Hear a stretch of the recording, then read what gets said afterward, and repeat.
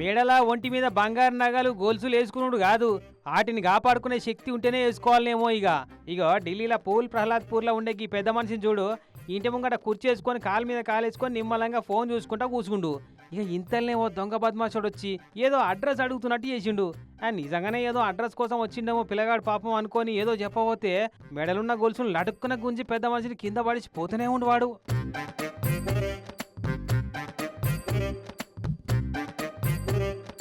First గుంజినప్పుడు గొలుసు మొత్తం రాలేనట్టుంది, మళ్ళీ వెనకకు మరి కింద పడ్డాడని కూడా చూడకుండా ఆయనతో గొలుసు గుంజుకపోయిండు.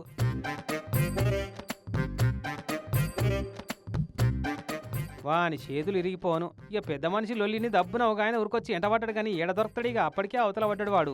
పాపం కింద పడి దన్న లేస్తందుకు కూడా చేతనైతలేదు. ఇంటకేళ్ళి పిల్లలు వచ్చి లేపిర్రు.